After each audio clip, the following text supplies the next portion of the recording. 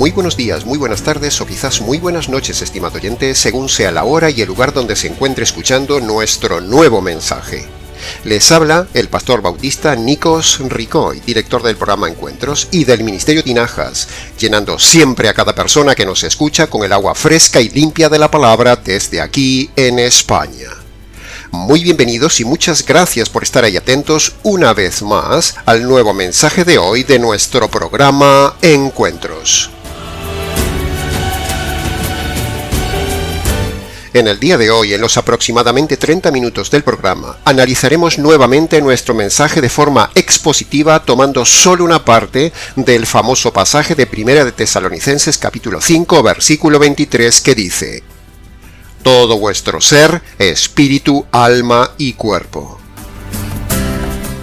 Dividiremos el estudio expositivo de esa frase en 3 partes, para una mejor comprensión del tema. Solo que, en este caso, invertiremos el orden del análisis de la frase que está en el texto, empezando el estudio por la última parte, es decir, por el tema del cuerpo, y terminaremos el estudio por la primera parte, el tema del espíritu. Así que, como el viaje es largo, entremos en materia. Lo primero y más sencillo que vemos al leer este pasaje es que Pablo nos dice que Dios creó al hombre en todo su ser entero con 3 partes, separadas, diferentes e integrales.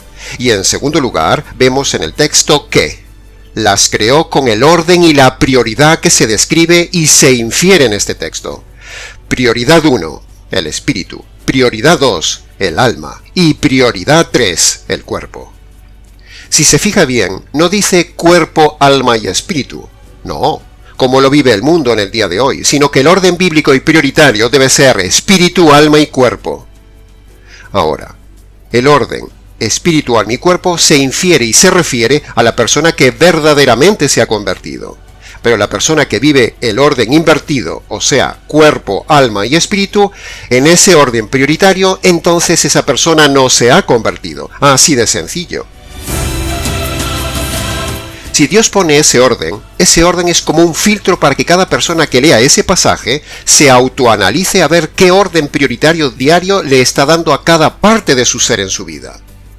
Los que viven con la prioridad del cuerpo son los carnales.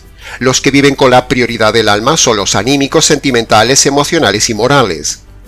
Los que viven con la prioridad del espíritu son los hombres y mujeres espirituales, y esa es la meta de Dios para el hombre. Así que, fíjese qué sencillo será el estudio de hoy. Será para usted como un filtro, para que usted determine en qué área vive prioritariamente su vida, si como convertido espiritual o como perdido carnal, moral y emocional. Los que viven prioritariamente en el alma y en el cuerpo están perdidos, pero los que viven en la prioridad del espíritu y en el espíritu son los convertidos. Así de sencillo. Por sus frutos se conoce el árbol, dice Mateo capítulo 7. Empecemos entonces este análisis antropológico por la tercera parte del pasaje de Primera de Tesalonicenses capítulo 5, versículo 23, y compare, estimada audiencia, una vez más, cómo predicamos el tema en este canal comparado con otros predicadores que hay por ahí. Empecemos entonces el análisis y comentario del tema del cuerpo. Dios creó el cuerpo humano como una obra maestra de la ingeniería de su creatividad, estimado oyente. Él puso todo detalle y esmero en ello, como algo maravilloso y bueno, no como decían los filósofos griegos ni los religiosos, que el cuerpo es algo malo y negativo para lo espiritual. No, al contrario, el cuerpo es algo bueno. Dios no crea nada malo. Dios le dio al cuerpo 3 hermosos regalos: los sentidos, la sexualidad y la salud. Las 3 S's: sentidos, sexualidad, que por cierto, la sexualidad es solo para el matrimonio, y la salud. 3 dones con el fin de agradar a Dios y servir a los hombres, no 3 dones para pecar contra Dios y para pecar contra los hombres. Dios le ha dado al hombre los 5 sentidos, la vista, el olfato, el tacto, el gusto y el oído, pero el hombre en su necedad los ha pervertido. Dios le ha regalado al hombre la sexualidad. En ella el hombre ha centrado solo su felicidad. pero se ha revertido en su fatalidad por convertir ese don en inmoralidad.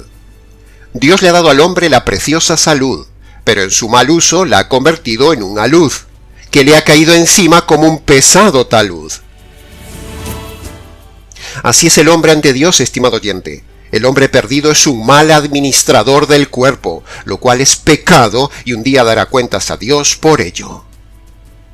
Dice Génesis capítulo 1, versículo 31.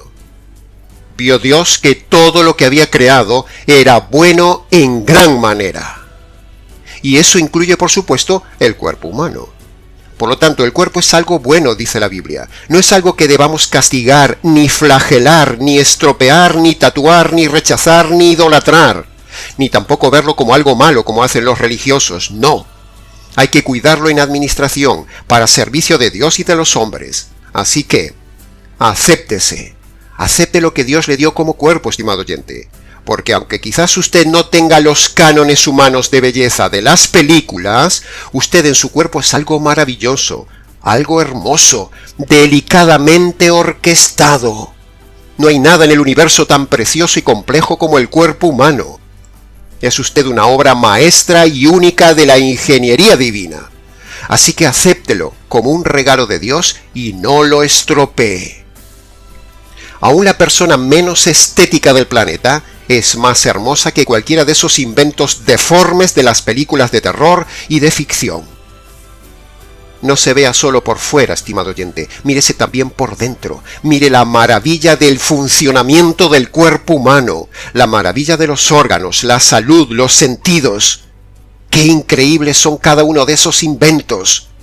Son obra de sus dedos. Así que si usted se está rechazando a sí mismo por su cuerpo, si su estima está baja por creerse las mentiras de la belleza de Hollywood, o incluso ha pensado en suicidarse por su baja autoestima a causa de su cuerpo, le ruego, estimado oyente, que no lo haga. Dios metió su alma en ese cuerpo, por lo tanto no la saque usted de ahí por su cuenta. Eso sería pecado de suicidio. Quédese ahí dentro hasta que el Señor lo diga. No se suicide, su cuerpo es hermoso, su alma valiosa. Usted es un ser hermoso, una máquina perfecta. No haga caso de la presión de las medidas de belleza mundanas del día de hoy. No haga caso de la presión del mundo y su vanidad estética. No se opere, no se haga cirugías estéticas por vanidad, excepto que tenga que hacerlo por enfermedad. No se tatúe su cuerpo. El Señor no se operaría de cirugías estéticas por vanidad, ni el Señor se haría tatuajes, ni estaría gordo por comilón. La Biblia dice incluso en Isaías capítulo 53 que Jesús no tenía hermosura para que le deseemos. Sin embargo, era el ser humano por dentro más seguro, ejemplar, más hermoso y más admirable del universo. Su belleza estaba dentro. Así que cuide su cuerpo, estimado oyente. Pero, no viva centrado en la estética de su cuerpo. Su cuerpo es el vehículo para trasladar su alma y su espíritu. Así que cuide ese vehículo que Dios le dio provisionalmente. No lo estropee con drogas, con libertinaje, con juergas, con tatuajes, con bebida, con falta de descanso, con inmoralidad o con la idolatría del gimnasio. Porque de cómo haya usted administrado su cuerpo, usted dará cuentas el día del juicio ante Dios, el dueño del cuerpo. Así que cuídelo, pero no lo haga su ídolo, no lo haga su prioridad, porque el Señor pone el cuerpo en tercer lugar en el orden de su ser, como vemos aquí en 1 de Tesalonicenses capítulo 5, versículo 23. No viva para la vanidad, no viva para la belleza. No viva haciendo culturismo, no pierda tiempo ni dinero en eso. Sea sobrio, dele lo necesario al cuerpo, pero no lo haga como prioritario, no viva para el cuerpo. Use su cuerpo para llevar su alma a todas partes y para dar testimonio del Evangelio allí donde vaya. El cuerpo es para proclamar la verdad, no para la vanidad. Repito, use su cuerpo para llevar su alma a todas partes y para dar testimonio del Evangelio allí donde vaya. Porque el cuerpo es para proclamar la verdad, no para la vanidad.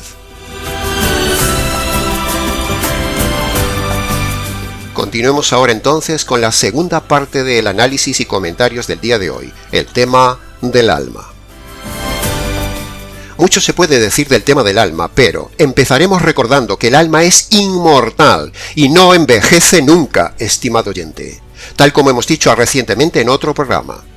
Usted ya jamás dejará de existir, por lo tanto, es sumamente prioritario tocar este tema de su alma y cómo está su alma en el día de hoy de cara a la inmortalidad. El alma es una parte compleja del hombre. Está compuesta de varias subpartes, con varias funciones cada una. El alma tiene varios elementos que Dios le dio. Por ejemplo, escuche con atención. En el alma están las emociones, que nos las producen las circunstancias, por ejemplo, la alegría, la tristeza, la incertidumbre, el miedo, etc. En el alma están los sentimientos, que es lo que nos producen las personas, por ejemplo, el cariño, el enamoramiento, el amor, la pasión, el odio, el rechazo, etc. En el alma están los pensamientos, que es lo que yo mismo produzco libremente, la creatividad, la lógica, las ideas, etc., etc. En el alma está la voluntad y la libertad, que es la capacidad innata que Dios nos dio para tomar libremente decisiones. En el alma está el carácter, que es la forma de reaccionar ante una persona o una circunstancia. En el alma está la personalidad, es decir, el yo, que es la forma única e innata como Dios hizo a cada persona. No hay dos personalidades iguales ni repetidas en toda la historia de la humanidad. Es decir, no hay dos Nicos iguales, ni lo hubo ni lo habrá. Dios nos hizo de personalidad única. Somos pura originalidad personal de Dios, estimado oyente, el arquitecto y diseñador del universo. No hay dos seres iguales en toda la humanidad. Usted es único, estimado oyente. En el alma está también la razón, que es la herramienta innata que Dios nos dio para pensar, para calcular, meditar, razonar y prevenir lo que uno va a hacer. Y por último, en el alma está también la conciencia, que es una de las alarmas innatas que Dios dio a todo hombre para discernir el bien y el mal. La conciencia es el recipiente donde se acumula todo lo malo que una persona hace en la vida y queda ahí registrado ante Dios. Si uno muere con la conciencia sucia, manchada, pecadora y culpable, entonces Dios le aplicará a ese hombre la justicia por haber cometido esas injusticias que registra su conciencia. La conciencia es como un disco duro que guarda grabados todos los hechos del hombre, obras y pensamientos.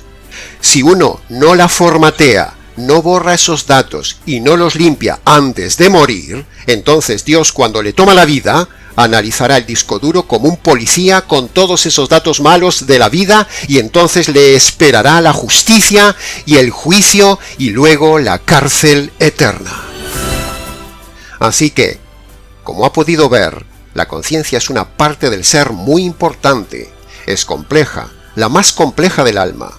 Y el alma necesita también cuidado, orientación, limpieza y un buen instructor y un buen manual de instrucciones para que esa conciencia no se estropee, no se manche, no se desvíe y no se bloquee.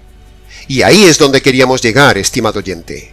Ante tanta complejidad de este ser humano, necesariamente el fabricante, por responsabilidad, tuvo que haber dado un manual de instrucciones para que podamos dirigir estas tres partes del ser: espíritu, alma y cuerpo de esta máquina tan compleja llamado el hombre. Necesitamos un manual de instrucciones tanto para saber cómo tratar el cuerpo, como para entender la diversidad del alma, como para conocer el área más importante y desconocida del hombre, el espíritu del hombre, que luego analizaremos. Para los tres elementos que Dios dio al hombre, se necesita un manual de instrucciones, porque vivir la vida humana con estas tres áreas sin consultar el manual del fabricante es temerario, estimado oyente. Y por eso así van las cosas en la sociedad humana, un caos en cada vida por no consultar el manual de instrucciones del fabricante que nos ha dado para las tres áreas del hombre: espíritu, alma y cuerpo. Ahora, uno de los elementos del alma más importantes con repercusión eterna que vimos antes es la conciencia. Por un lado, la conciencia es la parte moral del hombre que nos hace imagen y semejanza del ser moral por excelencia, que es Dios. Y por otro lado, ese Dios moral que nos ha dejado la impronta de la moral en nuestra conciencia, un día nos llamará a cuentas y examinará la conciencia. Y si ese día encuentra la conciencia manchada de pecados, que son las veces que nos hemos saltado la conciencia, entonces ese ser moral, que a la vez es el juez del universo, aplicará la justicia por todas las veces que nos hemos saltado la conciencia del alma cometiendo injusticias. Y ahí radica el problema. Ahí radica el problema que hoy nuevamente queremos avisarle. Si uno se muere con la conciencia sucia, manchada, inmoral y cargada de pecados, el Dios del universo, el juez, dará su sentencia de culpabilidad y entonces aplicará su justicia, su juicio, su sentencia, y entonces usted escuchará aquel terrible pasaje de Mateo capítulo 25, versículo 41. Apártate de mí, maldito, al fuego eterno preparado para el diablo y sus ángeles. ¿Se ha dado cuenta, estimado oyente, de esa frase?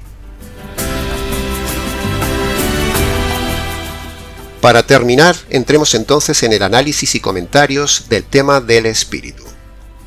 Cuando Dios creó al hombre, por dentro, Dios le diseñó un compartimento muy especial. Diseñó un lugar íntimo, un lugar secreto, un lugar preparado para sí mismo. Sí, ha oído bien. Dios diseñó en el hombre un lugar santísimo para habitar y hospedarse él mismo allí. Pero, solo si el hombre quiere. Es decir, queda a criterio del hombre hospedar a Dios dentro suyo. O sea, el hombre mismo decide qué hace con ese compartimento interno que Dios le dio, llamado el espíritu. Dios diseñó el compartimento espíritu para que el hombre libremente le dejara habitar en ese lugar y así dirigir la vida del hombre desde dentro. ¿No es sorprendente esto, estimado oyente? Pero ese compartimento vacío, llamado espíritu, la Biblia dice que todo hombre lo tiene inutilizado, está muerto, nace con su espíritu muerto y vacío. El alma del hombre está viva, su cuerpo está vivo, pero el espíritu dice la Biblia que nace muerto. Y permanece muerto excepto que el hombre en su libre albedrío decida darle vida recibiendo el Evangelio. Pero si el hombre muere físicamente con su espíritu muerto, entonces esa decisión lo apartará de Dios por toda la eternidad, en un lugar de condenación eterna. Por lo tanto, estimado oyente, es imprescindible que el espíritu suyo cobre vida estando aún en la tierra, y esa vida del espíritu depende exclusivamente de la libertad del hombre, depende de su libertad, depende de su libre albedrío. Si usted recibe el Evangelio para que entonces Dios le dé vida a ese espacio vacío y muerto llamado espíritu del hombre, donde luego Dios, el Espíritu Santo, vendrá a habitar en esa persona que se haya convertido por medio del Evangelio. Hablando de esto, aprovechamos ahora un pequeño momento para hacer un paréntesis y denunciar a los calvinistas reformados que dicen que el alma y el espíritu son la misma cosa, pero, bíblica y exegéticamente hablando, no son la misma cosa, como lo evidencia claramente aquí Primera de Tesalonicenses capítulo 5 versículo 23, un pasaje evidentemente a fortiori, donde vemos claramente que el espíritu y el alma son dos elementos diferentes. Lo entiende hasta un niño que estudia gramática básica en la escuela, estimado oyente. Pero los calvinistas, para anular la doctrina del libre albedrío, dicen que espíritu y alma son la misma cosa, pero no lo son, porque aquí el pasaje claramente hace diferencia entre el espíritu y el alma. El espíritu y el alma no son lo mismo, son diferentes y con diferente propósito y funciones. De la misma manera que cuerpo y alma no son lo mismo en este pasaje, es evidente. Los calvinistas reformados se esfuerzan denodadamente en demostrar que el espíritu y alma son la misma cosa, para con ello anular la libertad humana diciendo que, como el hombre está muerto en sus delitos y pecados, por lo tanto, como el alma y el espíritu son la misma cosa, entonces un muerto no es libre ni tiene libertad, pero resulta que los delitos y los pecados no están en el espíritu, sino que los delitos y los pecados están en el alma y en la conciencia. La conciencia y el libre albedrío no están en el espíritu, están en el alma. Por lo tanto, el hombre tiene libre albedrío, estimado oyente. Así que la doctrina calvinista reformada queda derribada. Que conste en acta. Así que, sin extendernos ya más en esto del error calvinista, desde aquí mandamos una señal de advertencia a todo estimado oyente calvinista reformado o simpatizante de esta secta, para que tengan mucho cuidado con los calvinistas reformados que dicen que alma y espíritu son la misma cosa, cuando en realidad no lo son. Alma y espíritu son dos elementos diferentes, con funciones diferentes y dos lugares diferentes del hombre, como lo dice taxativamente Primera de Tesalonicenses capítulo 5, versículo 23 del texto de hoy.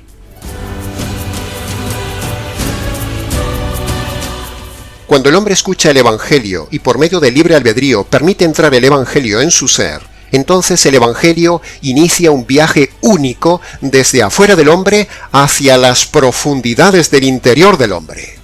Repito, cuando el hombre escucha el Evangelio y por medio del libre albedrío permite entrar el Evangelio en su ser, entonces el Evangelio inicia un viaje único desde afuera del hombre hacia las profundidades del interior del hombre.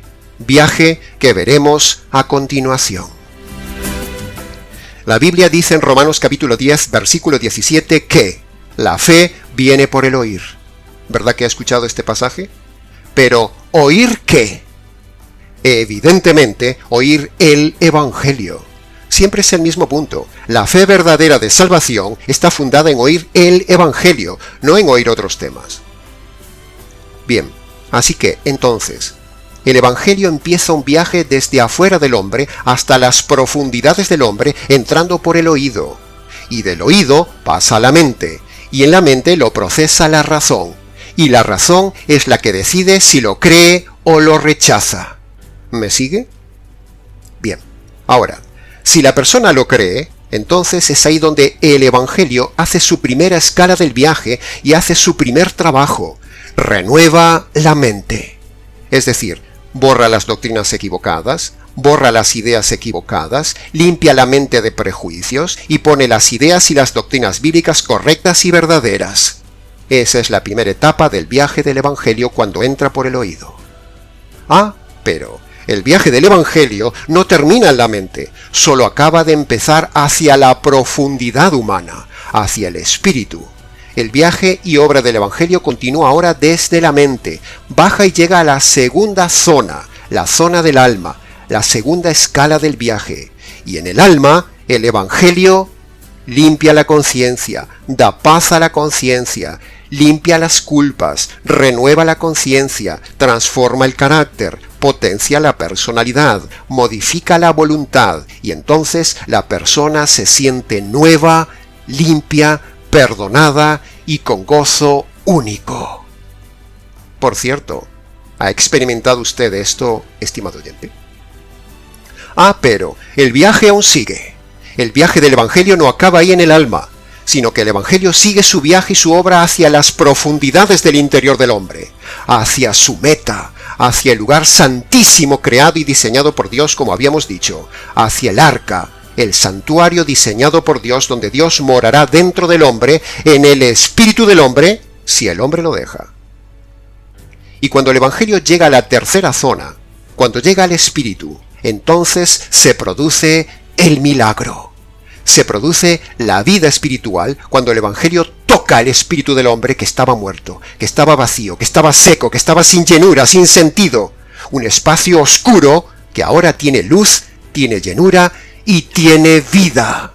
Y entonces, preste atención, es ahora cuando todo el ser humano completo, mente renovada, alma perdonada y espíritu vivificado, es entonces, con todo este camino ya limpio y ordenado por el Evangelio que ha ido obrando delante, es entonces cuando el Espíritu Santo entra y se desliza como sobre aceite por ese camino limpio que ha dejado el Evangelio, y entonces el Espíritu Santo llega a esa arca, a ese lugar santísimo, a ese lugar ya preparado y limpio, llamado el espíritu del hombre, para morar en él para siempre. ¿No es este viaje teológico fantástico, estimado oyente?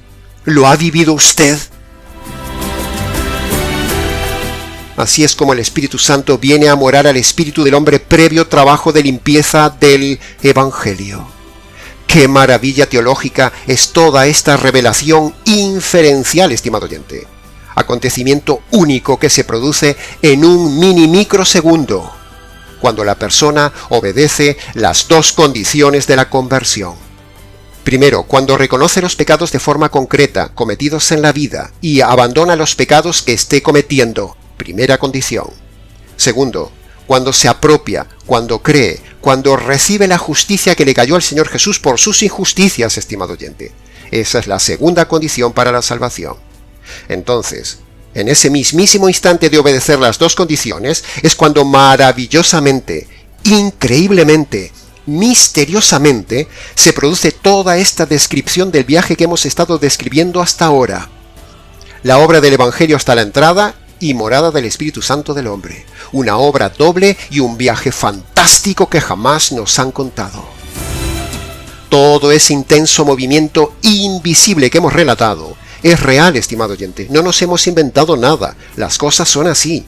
Nosotros simplemente lo hemos ilustrado para hacerle entender mejor todo esto que sucede en el Espíritu, en lo invisible, para aquellos que se han convertido por medio del Evangelio. Como dice Romanos capítulo 1, versículo 16, el Evangelio es poder de Dios, para renovar la mente, para limpiar el alma y para dar vida al espíritu del hombre. El Evangelio es el poder que inyecta Dios al convertido en el momento mismo que éste decide obedecer las dos condiciones que hemos dicho, las dos condiciones que el Señor Jesús pone en Marcos capítulo 1, versículo 15, para la conversión. Ahí lo tiene, estimado oyente. Lo que hemos relatado en este apartado del Espíritu es el viaje teológico más maravilloso jamás vivido por un hombre alguno.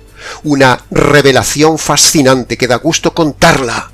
Un mundo invisible espiritual innegable que se revela en el convertido y dentro del verdadero convertido, y que podemos ver por medio de los lentes de la revelación de la palabra de Dios.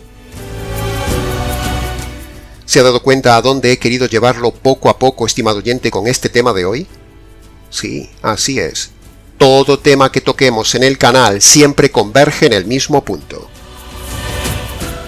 Lo único que puede perdonar lo malo que usted haya hecho en su cuerpo, lo único que puede cambiar las ideas y doctrinas erradas de su mente, lo único que puede limpiar la conciencia de sus manchas, lo único que puede quitar el peso de su alma, lo único que puede quitar la carga de la culpa de la conciencia, y lo único que puede darle vida a su espíritu es el Evangelio.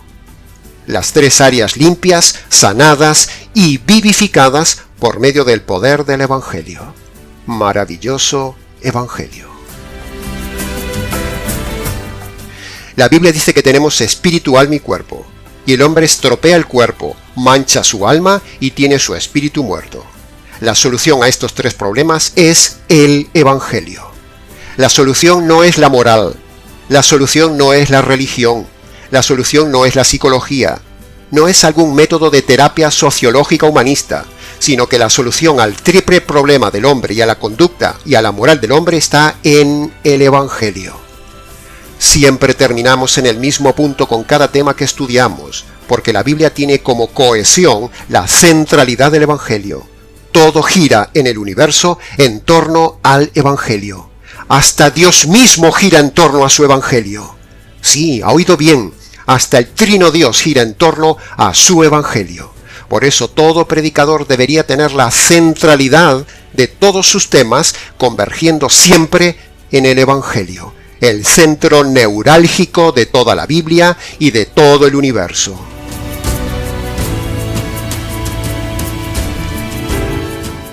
Si usted escucha algún tema de un predicador que no converge en el Evangelio, ese es un mal predicador. Así que ya puede ponerse en campaña de comparar lo que predicamos y cómo lo predicamos con lo que usted ve y lo que se enseña por ahí. Ahora, escuche bien. Haber hablado hoy unas pinceladas breves de antropología bíblica es solo para mí una excusa, no es mi meta. sino que todo tema en cada programa es solo el pretexto para terminar practicando el noble arte de redirigir y relacionar todo tema siempre hacia el Evangelio. Por eso somos tan insistentes en este punto en nuestras prédicas, en nuestros programas, en las conferencias y los estudios.